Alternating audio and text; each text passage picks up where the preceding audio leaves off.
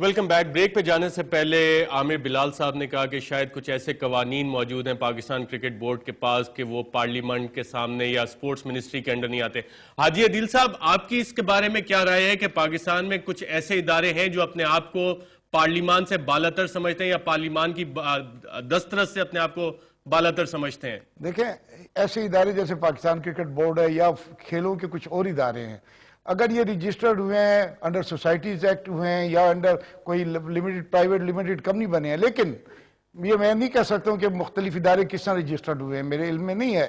لیکن اگر حکومت پاکستان کا پیسہ انہیں دیے جا رہا ہے تو پھر یہ جواب دہ ہیں. دیکھیں، ماضی میں ڈیفنس بجٹ ہمارے سینٹ میں یا قومی اسمبلی میں پیش نہیں کیا جاتا تھا، لیکن اب 2-2.5 سال سے آپ کو پتا ہے کہ ڈیفنس کا بجٹ، کیونکہ پاکستان کی حکومت ان کو پیسہ دیتی ہے تو وہ بجٹ ٹیبل کیا جاتا ہے، اس پہ تھوڑی بہت بات بھی ہو جاتی ہے، اور اس کے بعد جو پھر ہماری ڈیفنس کمیٹی اس میں آ کے اس پہ ڈیٹیل ہم بات کرتے ہیں. تو کوئی ادارہ جو پاکستان سے پیسہ لیتا ہے، پاکستان کی حکومت سے پیسہ لیتا ہے، تو وہ پاکستان کے منتخب نمائندوں اور منتخب اداروں اور ان کی کمیٹیوں کا جواب دہ ہے. وہ یہ نہیں کہہ سکے، یا تو وہ کہے کہ میں آپ سے کوئی پیسہ نہیں لیتا ہوں، میں خود پیسہ جنریٹ کرتا ہوں، خود خرچ کرتا ہوں، میں حکومت پاکستان کے پہ ڈیپینڈ ہی نہیں کرتا ہوں، تو پھر تو ٹھیک ہے.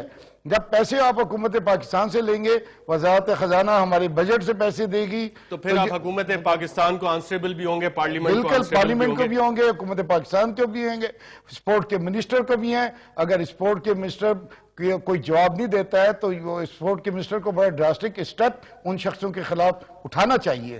بالکل اٹھانا چاہیے. عامر بلال صاحب، یہ اسپاٹ فکسنگ کا واقعہ جو ہوا، اس کی وجوہات کیا ہیں اور کیا فیوچر واقعات ہوتے رہیں گے؟ دیکھیے ارشد، اس کی وجوہات تو بہت لمبی ہیں. 1976 سے یہ کام شروع ہے جب آصف اقبال کا کیس آیا، پھر 1994 میں جسٹس قیوم صاحب کی رپورٹ سامنے آئی.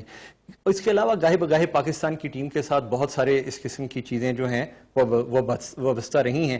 کبھی ہمارا ٹیم کپتان بال چبانے کے کیس میں پکڑا جاتا ہے، کبھی ہمارے کسی کھلاڑی کی جیب میں سے چرس برآمد ہو جاتی ہے. صاحب، یہ سب چیزیں پوری قوم کو پتہ ہے، اس کی وجوہات کیا ہے؟ کیونکہ آپ پاکستان کرکٹ بورڈ میں کافی قریب رہے ہیں، پلیئرز کے بھی، اس کی وجوہات ارشد صاحب بڑی سمپل ہیں.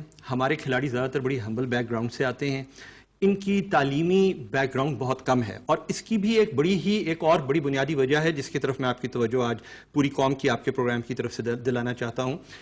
آپ کو یاد ہوگا کہ ایک منسٹری ہوتی تھی جس کا نام تھا ministry of sports, education, culture and youth affair.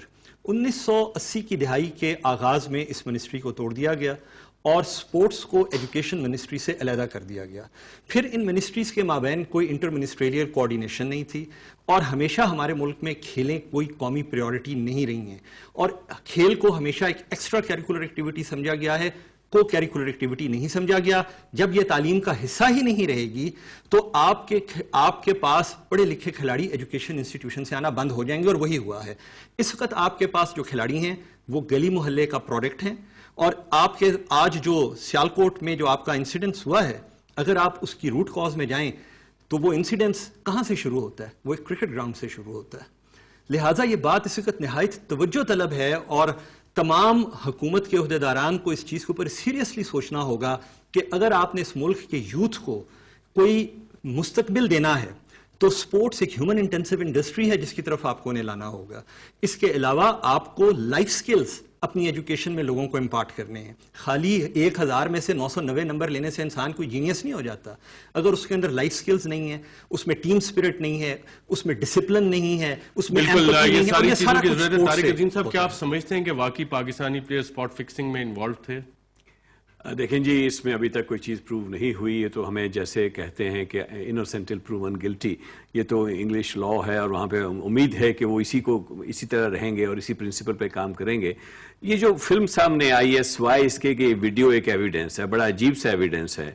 اگر میں وہی ویڈیو فلم بناتا ہوں شام کو 6 بجے فار ایگزامپل، جب میں دیکھ چکا ہوں سارے کا سارا ایونٹ، جب دیکھ چکا ہوں کہ پہلے تیسرے اوور کی پہلی گیند جو ہے نو بال ہے، یا 10ویں اوور کی لاسٹ بال نو بال ہے، اور میں فلم بناتا ہوں شام کو 6 بجے، پتہ ہے اخبار چھپنا ہے سنڈے کو، اور اس کے بعد جا کے کہتا ہوں دیکھیں جی ہم نے یہ بات کی تھی، ہم تو کل بات کی تھی ہم نے. اب مجھے نہیں پتا، timing is very important. Video evidence جو ہے کیا کورٹ میں ایکسیپٹیبل ہوگا یا نہیں ہوگا، اس پہ بھی بہت بڑی ڈیبیٹ ہے.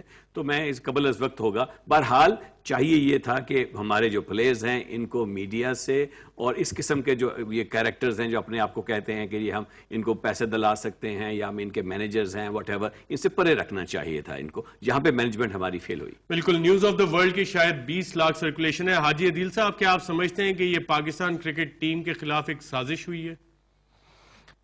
اگر یہ سازش ہے تو یہ تو پاکستان کے خلاف ہے، اگر یہ سازش نہیں ہے تو یقیناً یہ پاکستان کی کرکٹ ٹیم، پاکستان کے کرکٹ بورڈ کی نااہلی ہے، حماقت ہے، بے وقوفی ہے، مجرمانہ غفلت ہے، کیونکہ ایک کرکٹ ٹیم کے خلاف سازش تو کوئی معنی نہیں رکھتی ہے، پورے پھر نیشن کے خلاف ہوتی ہے۔ تو میرا یہ رائے، میری ایک تجویز ہے، ہم تو یہ جو باہر سے آنے والی آمدن ہے یا جو اس وقت مدد مل رہی ہے اس پر تو ہمیں ایک ایسا ادارہ نہیں بنا سکے جو سب مل کے کام کرے، لیکن ہمیں کرکٹ کے لیے ہمارے پاکستان میں بڑے اچھے پرانے کرکٹرز ہیں، بڑے قابل ہیں اس وقت۔ ٹھیک ہے کوئی پالیٹکس میں ہے، وہ اس کا اپنا رول ہے، اگر ہم پرانے لوگوں کو جن کی اہلیت پہ اور جن کی نیک نیتی پہ کوئی شک نہیں ہے تو ان کو ہم کیوں نہ کرکٹ بورڈ میں انوالو کریں۔ اب تو لگتا ہے کہ کچھ بیوروکریٹس ہیں، چاہے خاکی ہیں کہ سول ہیں، اور وہ نام نہاد کھیلوں کے ایکسپرٹ ہیں، ان بورڈوں پہ چھائے ہوئے ہیں، جس کی حکومت آتی ہے فلاں گورنر، فلاں وزیر اعظم، فلاں منسٹر ان کا چیئرمین بن جاتا ہے، پھر جب حکومتیں بدل جاتی ہیں تو ان کو بھی بدل دیا جاتا ہے۔